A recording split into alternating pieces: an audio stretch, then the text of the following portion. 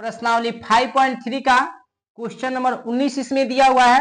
कह रहा है इसमें 200 लट्ठों को निम्न प्रकार से रखा गया है। 20 लट्ठे नीचे की पंक्ति में, 19 अगली पंक्ति में, 18 उसके अगले पंक्ति में, और इस प्रकार से 200 लट्ठों को कितनी पंक्तियों में रखा गया है और कितने लट्ठे ऊपर की पंक्ति में हैं। ठीक है, तो चलिए क्या करते हैं, हम लोग इस क्वेश्चन को हल करते हैं। इसके लिए सबसे पहले हम लोग यहाँ पे हल लिखेंगे। ठीक है, और हल लिखने के बाद से देखिए इसमें जो लट्ठों की संख्या दिया हुआ है इससे हमको क्या प्राप्त होगा, एक एपी प्राप्त होगा। ठीक है, वह एपी क्या होगा देखिए यहाँ पे लिख देते हैं।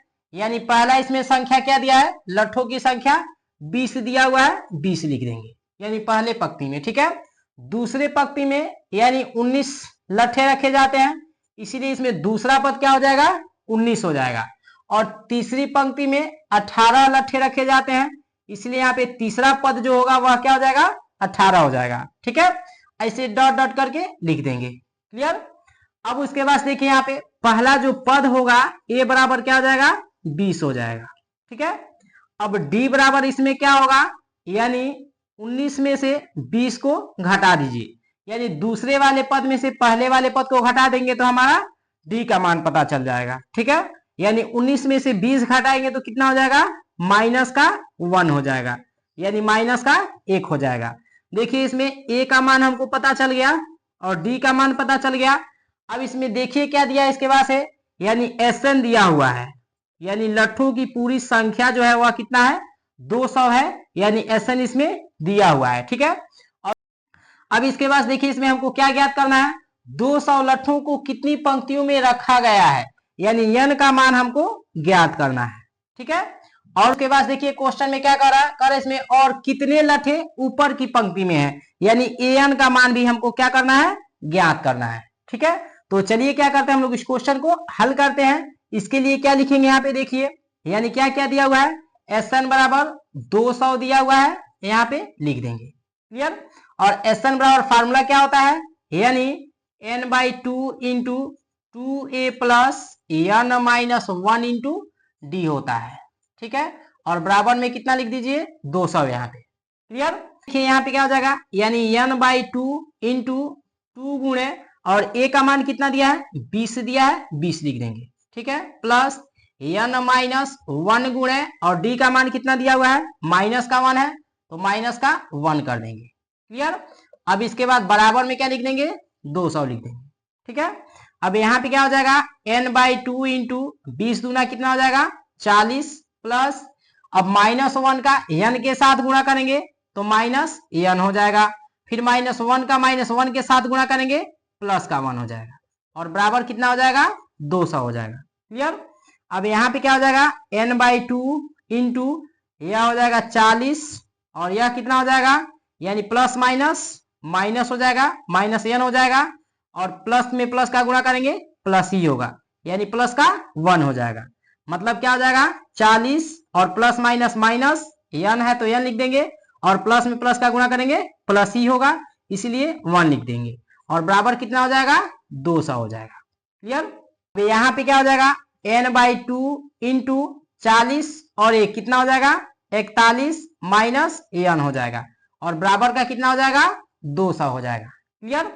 अब देखिए यहाँ पे हल कर लेते हैं। ठीक है, तो यहाँ पे क्या हो जाएगा, यानी n/2 इंटू कितना दिया है, 41 माइनस n दिया हुआ है, और बराबर का 200 दिया हुआ है, लिख देंगे। क्लियर।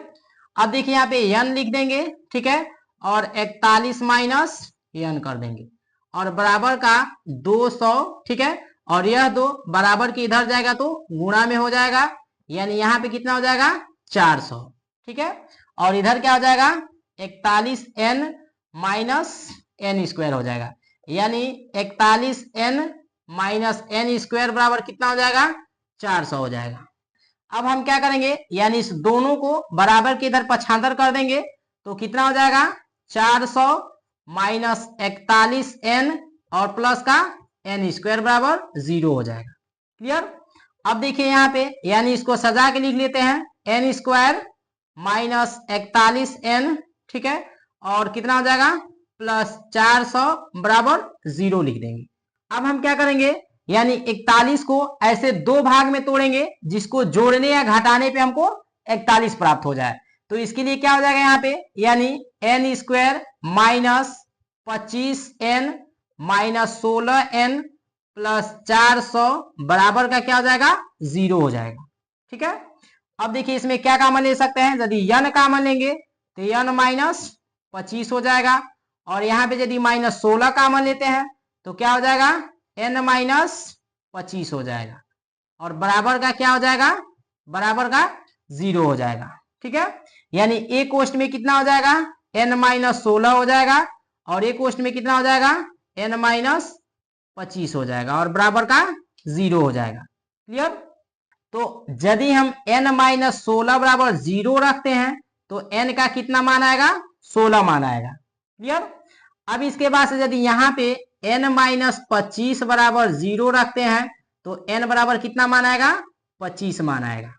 ठीक है, अब हम क्या करेंगे इसमें, यानी an का मान ज्ञात करेंगे। तो an बराबर फार्मूला क्या होता है, a plus n minus 1 into D होता है। ठीक है, अब देखिए यहाँ पे a बराबर कितना हो जाएगा, 20 हो जाएगा, प्लस अब यदि n बराबर हम इसमें 16 रखते हैं तो देखते हैं कि an का मान कितना आता है। ठीक है, तो इसीलिए यहाँ पे n के जगह पे कितना रख देंगे, 16 माइनस 1 गुणे माइनस 1 हो जाएगा। ठीक है, तो यहाँ पे कितना हो जाएगा, 20 प्लस और 16 में से 1 घटाएंगे, 15 गुणे माइनस 1 हो जाएगा। क्लियर।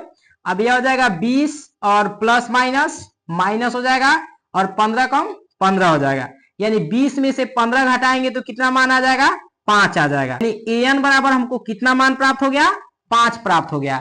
यदि यहाँ पे एक और an का मान निकालते हैं हम लोग, यानी a plus n minus 1 into D बराबर क्या रखेंगे, a बराबर 20 हो जाएगा, प्लस n के जगह पे यदि यहाँ पे n बराबर 25 रखते हैं तो an का मान कितना आएगा, इसको भी निकाल लेते हैं।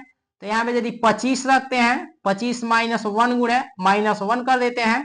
ठीक है, तो यहाँ पे 20 और प्लस 25 में से 1 जाएगा, 24 गुणे माइनस 1 हो जाएगा।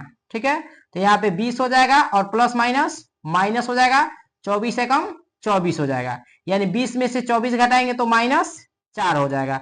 यानी an का यहाँ पे जो मान आया वह कितना आया, माइनस का 4 आया, जो कि ये संभव नहीं है। इसीलिए an बराबर यानी 5 जो मान होगा वह क्या होगा, सही होगा, यानी यह आंसर जो हमारा होगा वह सही होगा।